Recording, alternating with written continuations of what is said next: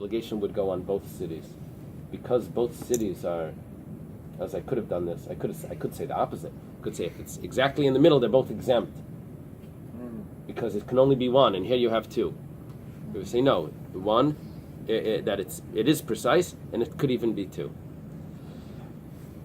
So we see that they can get it precise. The Gemara says, like Rabbi Eliezer Savar like Rabbi Yossi Aglili. Where our whole question was, what did the Rabbanan hold? Can you get it precise? But here you bring an individual opinion. That doesn't resolve anything, because that could be that he holds like Rabbi Yossi Aglili. Rabbi Yossi Aglili always held that you get it, that people can get it precise. Even Hashem can, not even Hashem. Even when something happened naturally occurring, even naturally occurring things could be 100% precise. Bidei Shemayim means naturally occurring. For sure, if humans put their mind to it, that they can get it in measurements exact.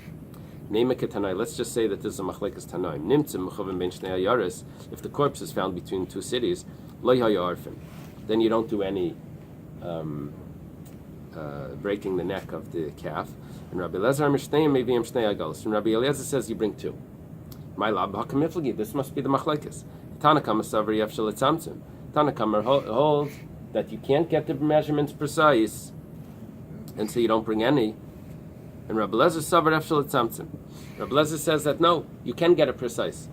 The Gemara says, "V'tizbra, do you really think so?" If they would hold that you can't get it precise, why wouldn't they bring it? One of them is obligated, so they both bring one, and they say if it's your city, then you bring it. If it's not, if they hold that you can't get it precise, then one of them has to be the one that's obligated, and you may just make a condition. That's an eye. If it's mine, then it's mine. If it's yours, then we're giving it to you to do. These two Tanoim, they hold that you can get it precise. Here we're arguing if two cities can really be obligated in doing this. The Tanakama holds it's only one city that can do this. It's only if it's closer to one city. If it's exactly between two cities, exempt. Rabbi Eliezer Savar Krevav and Fila Krevis. Rabbi Eliezer holds no, that it says the city that it's closer to, it means the cities that it's closest to, which could mean if it's exactly between two cities, they're both obligated. My Havi Allah, what's the conclusion here? Amar Abchia Barav and Amar Abamram, Tana, Nimtzim Mechuv Min Shtei Ayaris. Rabbi Chia Baravin says the name of Rabbi Amram was taught in a brisa that if it's between two cities, Rabbi Eliezer Reimer Shtei Mevi Shtei Agals Chachamim Reviu Eglachas B'Shutus V'Yitnu.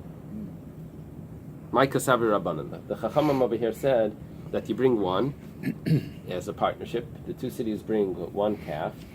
They say whichever one it was closest to. So that's the one that this animal belongs to. What do the Rabbanan hold? Ikasavi Rabbanan Defshel Itzamtim. Did the Rabbanan hold that you can measure it with precision?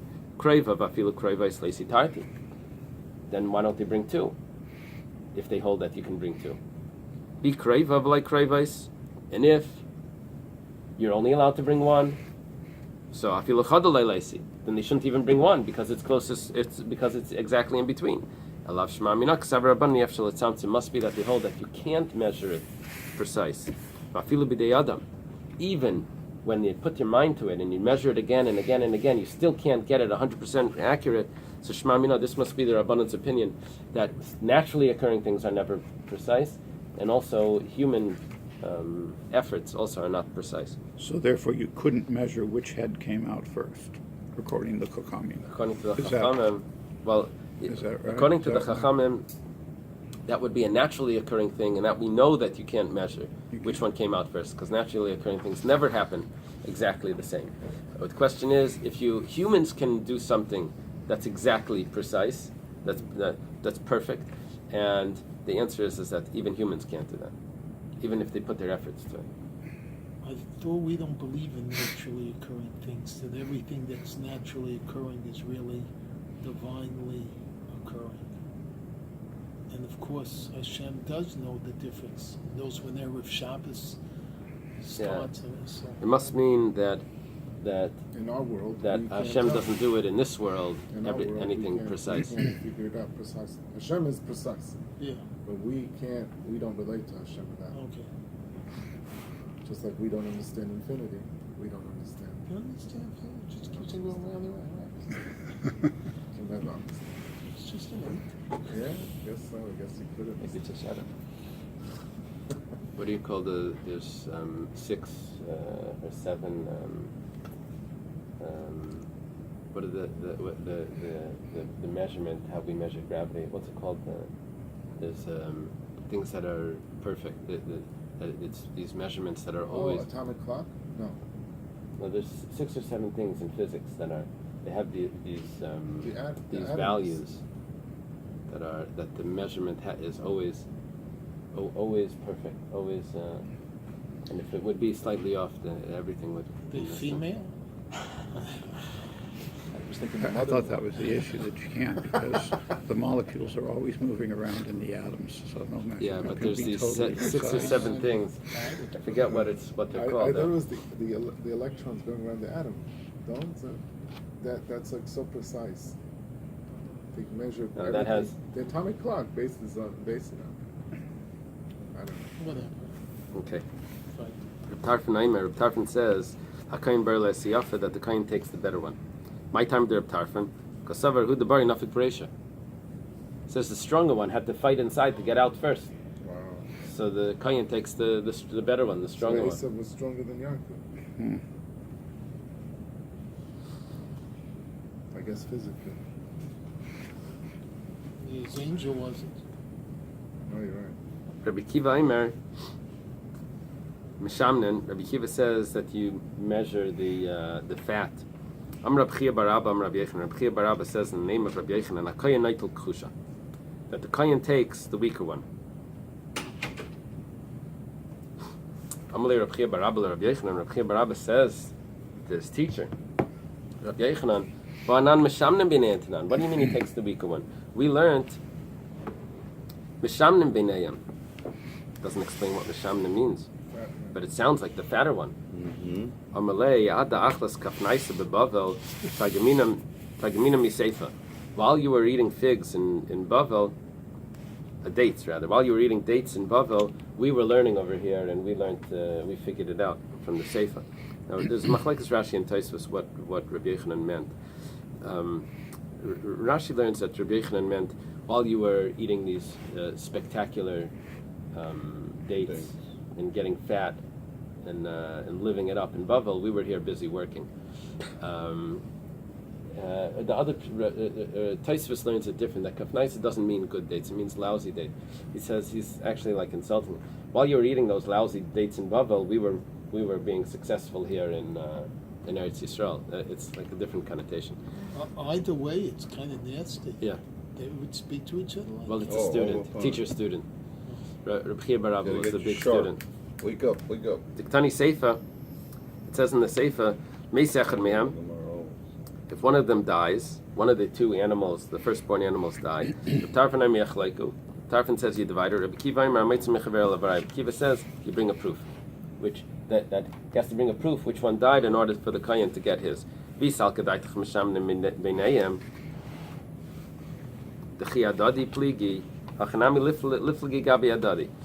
you would think that it means that you divide it, that both of them get it, so let them divide it. In the dead one as well. You see, the question is like this: if mishamnim b'neiim means that they each have the same value, they each own the same value Right. of the increase. So then that means they each own both. So why should we say Amayt Mechavel Avaraya? They should have to split it here as well, because they each owned both. The Kayin and the owner had the value of both. So Elamai Meshamnim, what does it mean Meshamnim? Shumaniya Binayim. That the fact that one of them is fatter, that's what they go to Bezdin over. And so the Yisrael tells the Kayin, bring a proof that you want that the bigger one was the first one. The Amalei Lekayin, I see Raya the Bechoros B'Shakal. You bring a Raya. In other words, he gets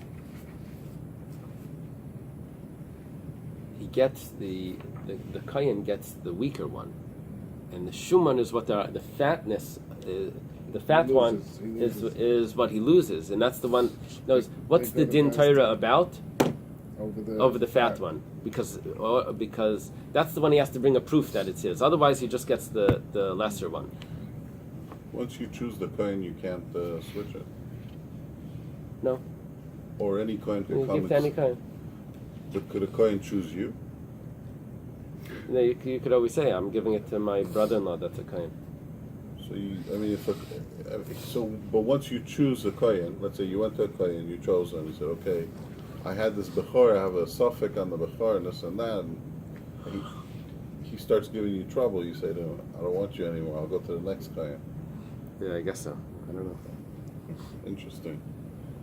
You see, what Reb Chaim's saying is that why do you say why is there even a din? You just get rid of him right away. You just say I'm Go not to the using next you. guy. I'm not using you. I guess it means like the general, the theoretical kohen that you're gonna.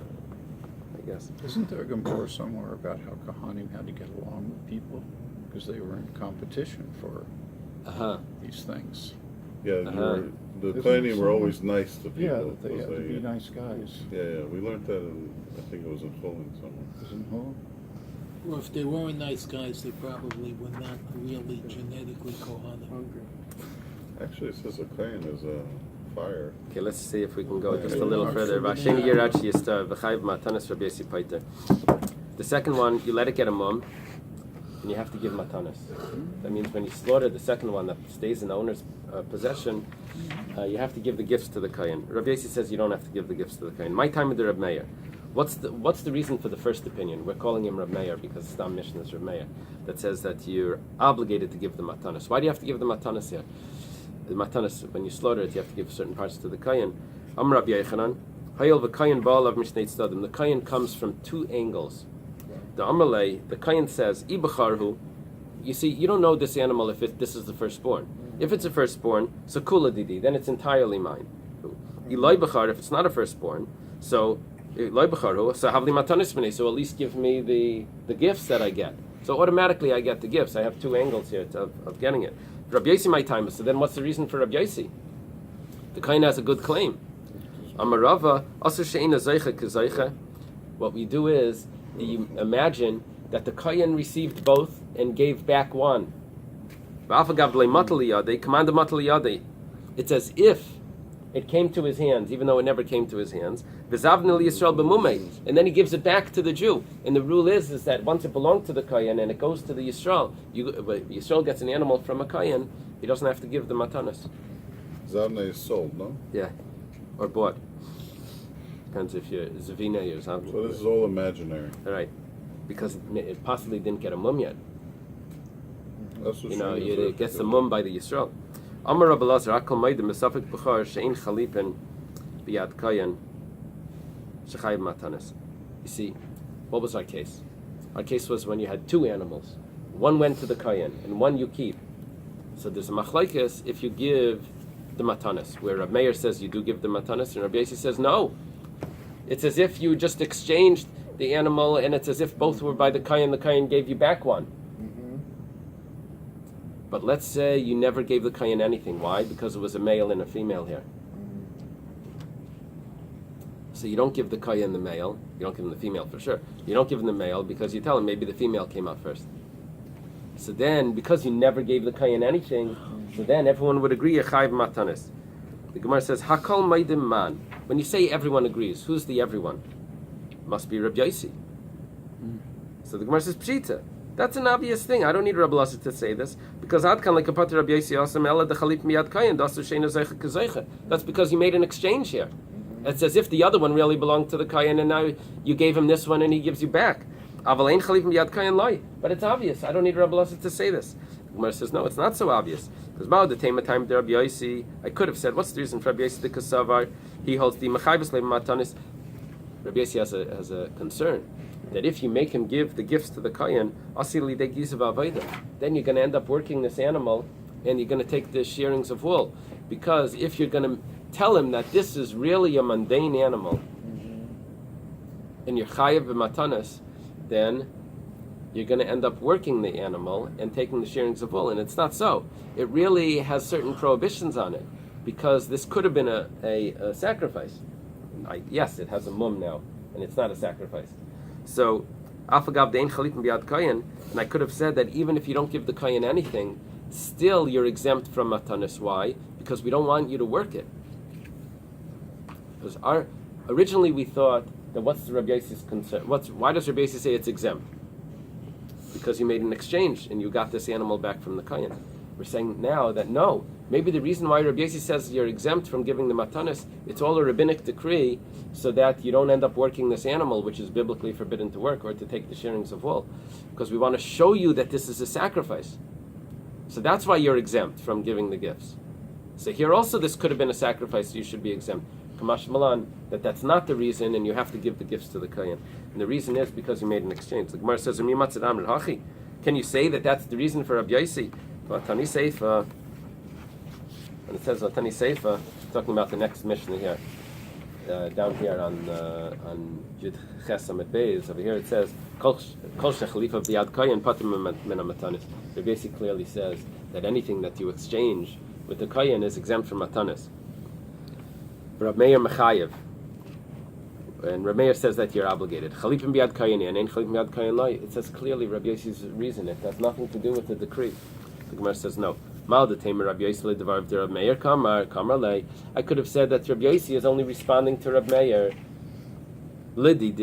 According to me, I could have said that even if there was a male and female here and I don't give the kayin anything, and I only have one animal that I'm not giving to the kayin, I could have thought that maybe even that animal, the mechayvus leim matanis, that if I would have to give the gifts from that animal to the kayin, I would come to working this animal. I would say that it was never a sacrifice because it's the female that was the first, and I would end up working this animal, and that would be a prohibition. So therefore, I don't have to give matanis even for this one. But according to you, that say you always have to give matanis. At least agree to me when you give one to the kayin, that you did a real exchange here, and you got the other animal back from the kayin. Rab Meir says no. Okay. Rab Meir says, I could have, in other words, this is all what I could have thought. And that's why when Rabbi Elazar says that everyone agrees that if you don't give the kayin anything, that you chayiv matanis, that's a chiddush, because I could have thought that Rabbi Yossi's whole discussion was only according to Rabbi Meir's opinion. But according to Rabbi Yossi himself, you're actually exempt there also. Kamash Malan, that Rabbi Yossi says that over there you have to give the matanis to the kayin. Okay. So here for page people. Not too bad. When are we going to catch up? Assuming I remember. I'm glad you brought this in because